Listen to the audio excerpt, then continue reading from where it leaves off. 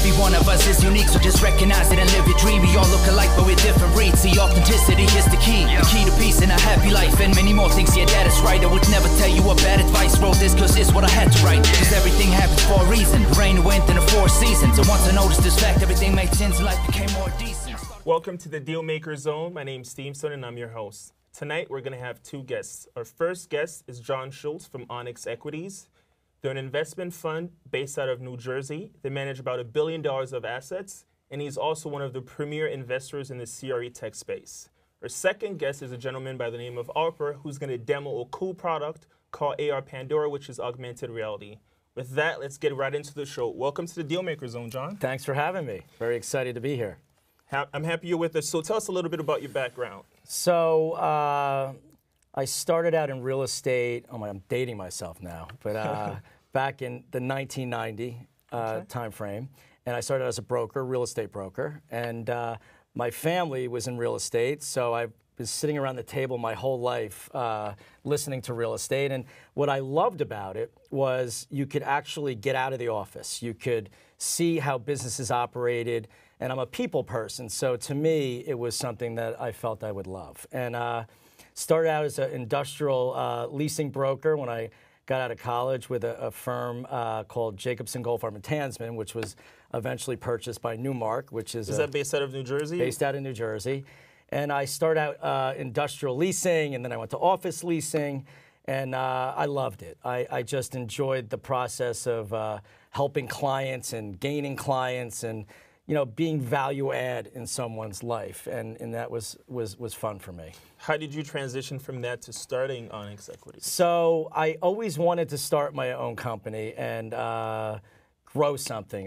The biggest part of what makes me excited about life is creating something from nothing. And I guess that's what every entrepreneur on the planet feels. I can totally relate to that. Right. So what I did is I was there for 3 years, and I was going to go to this other brokerage firm, and it was a big firm, and the deal just didn't work out. And at that time, my father was sort of getting separated from his partnership. So, it was good timing. I had experience from him. He was a developer and built lots of buildings. Where did your father develop? Where did he build? It was all New Jersey. All New Jersey, okay. And then I wasn't really so happy to go to this next endeavor. And I called him up and I said, let's start a business together.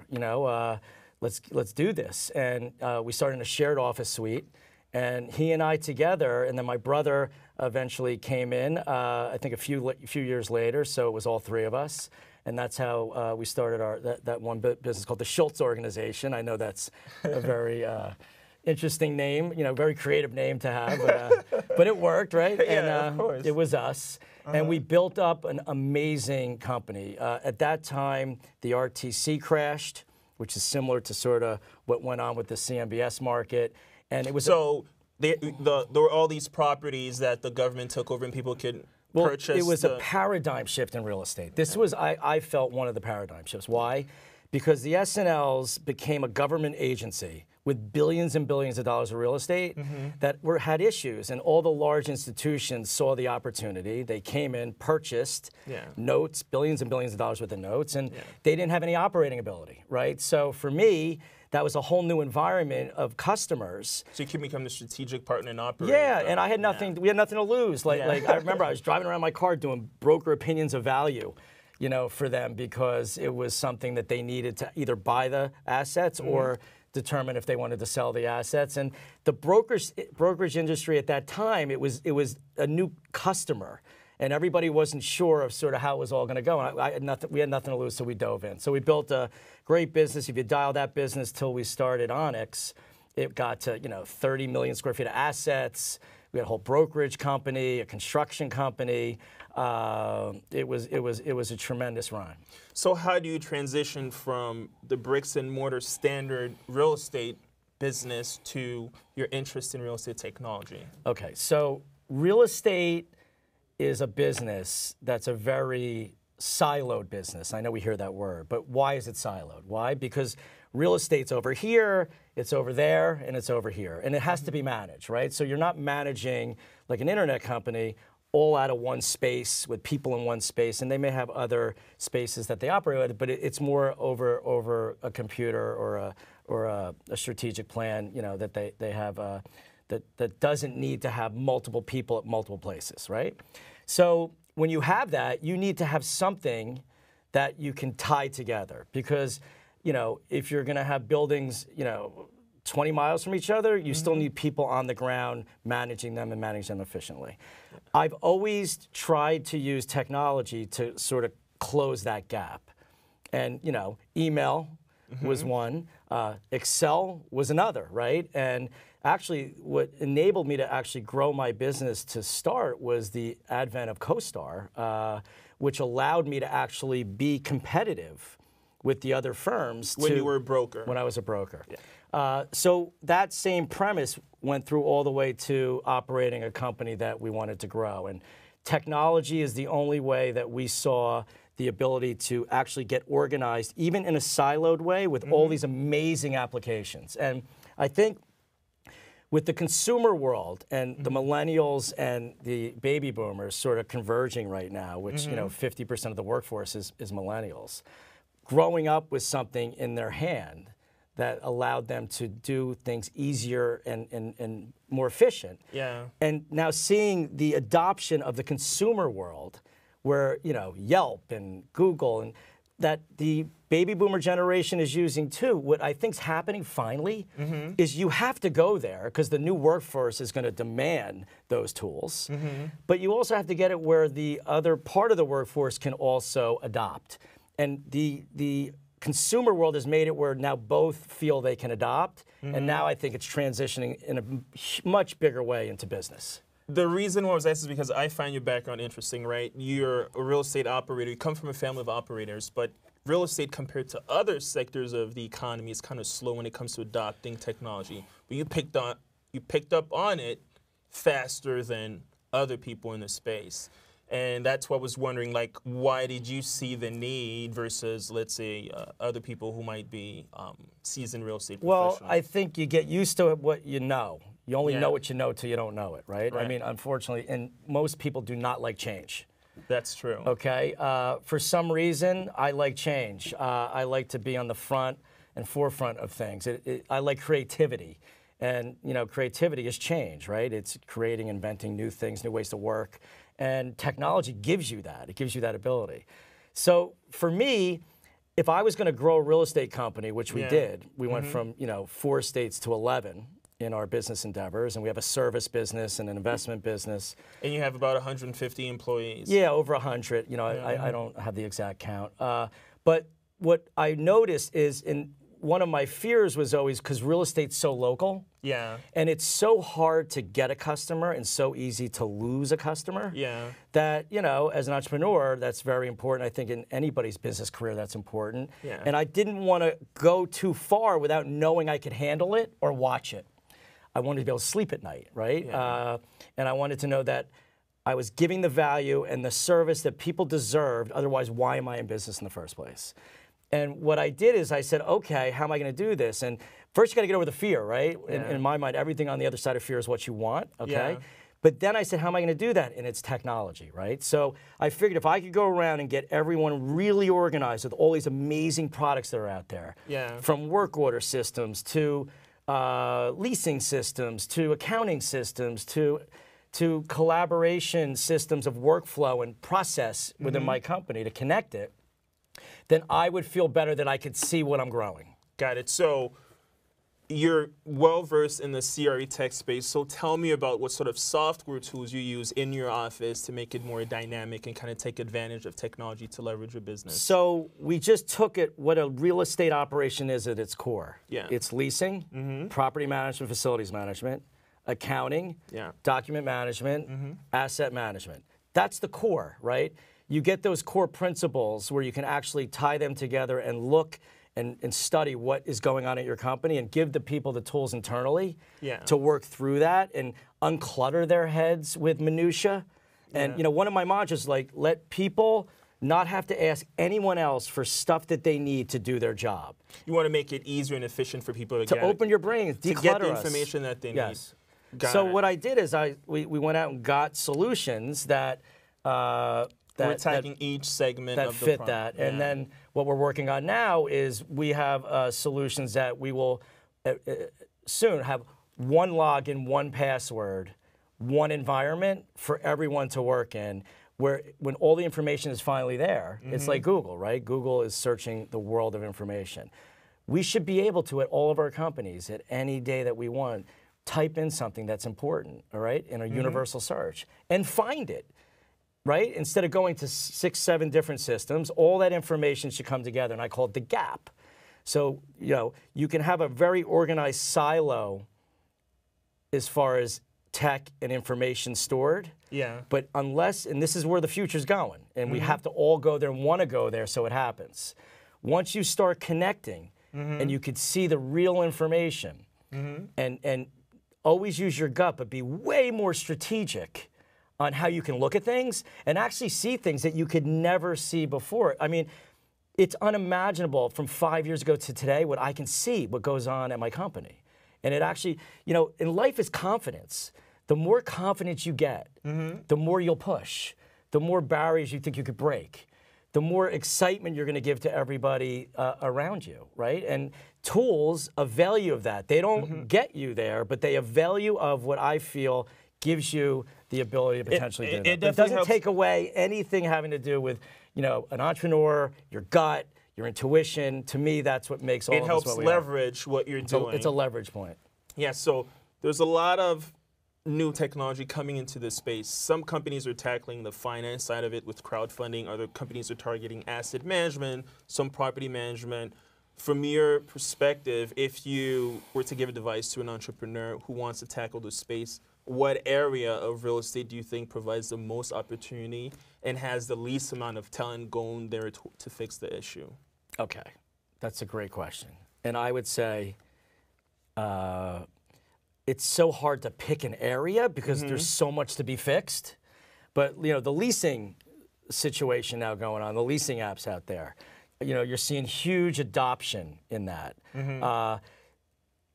My advice would be get focused, believe that you're really fixing a problem, and just go for it. And I don't know the problems that people face at their company. I just know my company. So let's do it this way. So from your company standpoint, right, you mentioned 6 different areas, right? What's the most critical area? The core for me, the most critical core are what I mentioned. Property and facility, accounting, document management, leasing, so that you can actually have an asset management platform to look at that's real with real information. That makes your life a lot easier. So I'm tackling one at a time. But, like, you know, to me, get the core, get the information together, get it stored properly, get the workflow, the alerts, make the environment an easier place to work in, and then you go and you can attach whatever else you want to because you actually have a core system.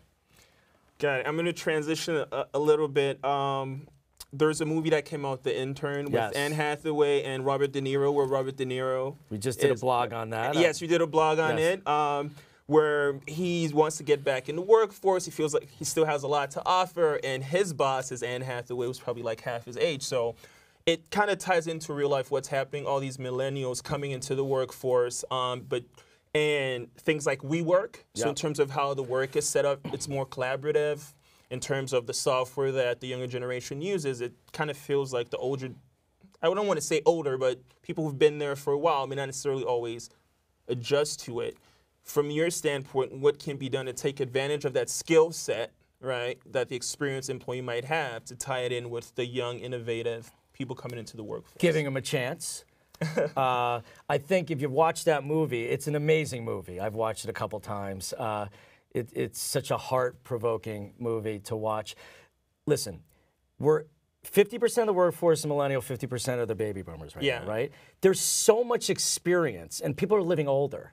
And like I said, consumerism in technology has allowed everybody to feel they can use it all the way through the 70, 75-year-old person. So if everybody is adopting in that respect, and we have the right tools, there's so much each demographic can learn from each other. And I think you gotta create that. And that movie showed a mini creation of it. I mean, just like, you know, why wouldn't you want someone that had all the experience to be able to ask questions to during the day? And it doesn't have to be the CEO of the company. It could be, you know, in the division that you're working in. And why wouldn't you want the other way to happen where they could see actually, oh my God, I can do something so much easier. Like this is easier than I thought. I can actually do this. And I think it's going to be one of the coolest issues to tackle over the next 10 years.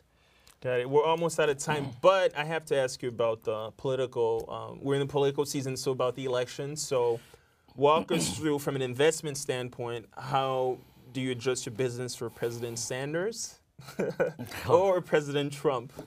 Does it make a difference at all from a business standpoint? Listen, everything always makes a difference. Yeah. I always said I don't really talk politics. I look at what's going on in my world, and I wake up every day with a passion to do what I do, and I attack it. I can't worry about things that I do not control. I will be cognizant of them. I will be smart to look not the other way, but straight at them.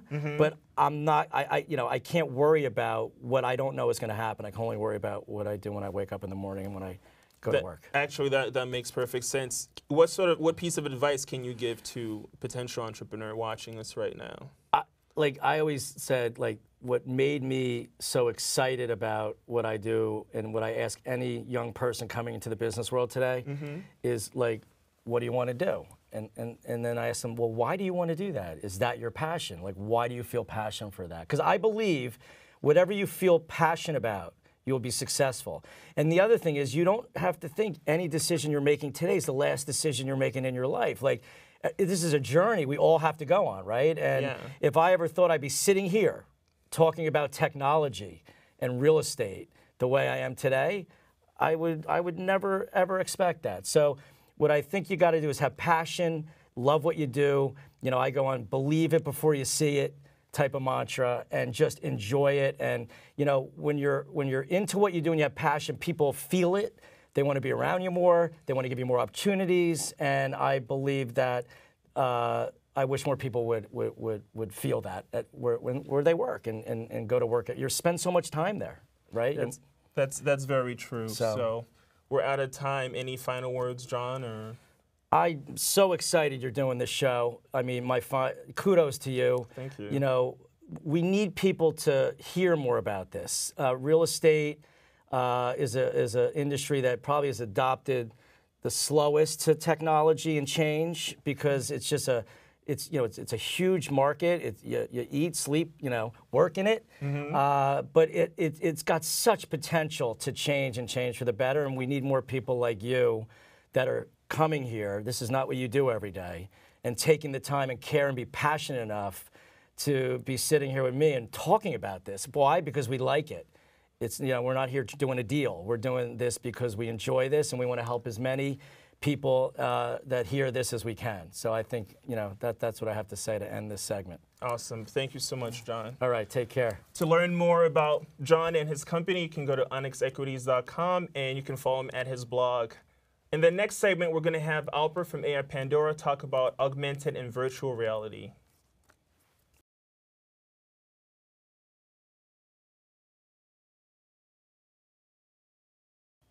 Welcome back. I'm here with Alper from Pandora, and he's going to do a quick demo about augmented reality. Welcome to the Dealmaker Zone, Alper. Thank you, Steve. Thank you for having me today. So we're working with real estate developers to present their buildings in a better way and innovative way. So we use virtual reality and augmented reality technologies. Got it. Device you're holding is a brand new Samsung Oculus goggles. So you can have them, you can literally go inside a future apartment you have. Yeah. Or like even if you have an apartment, if you want to show it to a person down in New York, and if you're in San Francisco, you can definitely. Show it. And this document right here. So tell us about. So this is for virtual. Tell us about the augmented reality. And for the augmented reality component of it, you just point the iPad to your piece of paper here. It's fully immersive and interactive model we have here. You can literally switch between different floors, see the floor plans, focus on them, and walk through it. and this is available for download for your clients. So we take the 3D model from the architect and real estate developer. We render it, and using these like different lighting options, you can literally have the model in a full immersive way on your iPad. Also, you can start some videos on it.